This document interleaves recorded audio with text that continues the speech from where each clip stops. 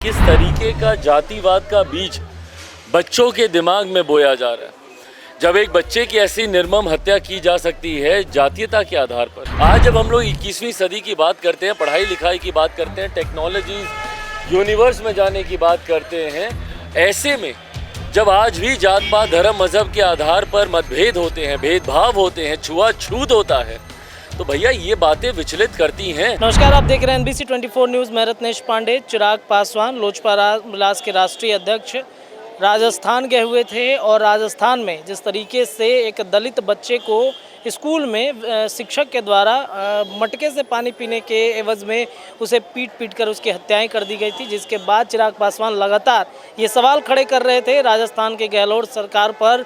और जिस तरीके से हत्याएं की गई थी, चिराग पासवान लगातार प्रश्न भी उठा रहे थे और बीते दिनों वो गए भी थे, वहाँ पे मुलाकातें भी किए हुए दलित बच्चे से, और मुलाकात करके पटना लौटे हैं। पटना लौटने के साथ ही उन्होंने ज़बरदस्त तरीके से हमला बोला है राजस्थान सरकार पर। कहा है कि हम बच्चे से मुलाकात करने गए थे, SIT की मांग कर रहे हैं। क्या कुछ कह रहे हैं चिराग पासवान, जरा सुनिए।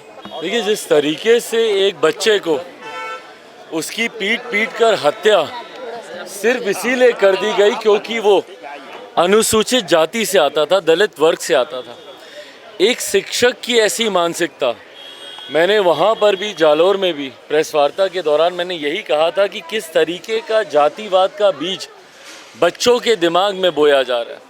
जब एक बच्चे की ऐसी निर्मम हत्या की जा सकती है जातीयता के आधार पर, सोचिए उसका जो भाई है, उस बच्चे का भाई महज उससे साल 2 साल बड़ा था, वो उम्र भर किस भावनाओं के साथ वो बड़ा होगा और आने वाले समय में समाज में किस सोच के साथ वो अपना योगदान देगा जब उसने बचपन में ये देखा है कि उसके भाई को दलित पृष्ठभूमि होने के कारण मार दिया गया।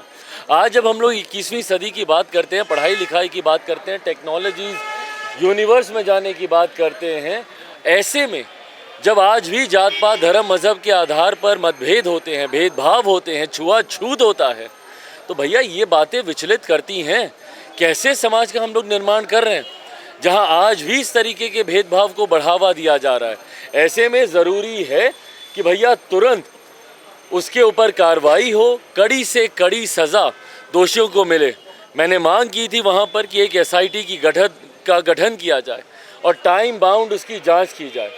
मुझे कम से कम इस बात का संतोष है कि SIT का वहां पर गठन किया जा चुका है।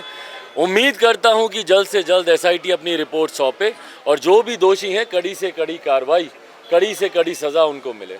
तो आपने चिराग पासवान को सुना, उन्होंने स्पष्ट रूप से कहा है कि हमने बच्चे से मुलाकात की है, परिवार वालों से बातचीत की है और जितना हो सकेगा हर संभव हम मदद करने के लिए तैयार हैं। उनके भाई के बारे में भी कहा गया है।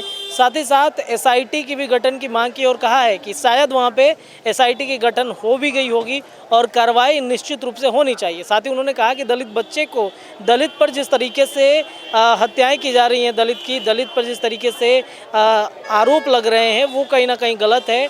देश इतना डेवलप हो चुका है, आज़ादी का अमृत महोत्सव भी मना रहा है, तो ऐसे में ये सारी घटनाएं निंदनीय हो सकती हैं। फिलहाल इस खबर में इतना ही। आप जुड़े रहिए NBC 24 न्यूज़ के साथ। बहुत बहुत धन्यवाद।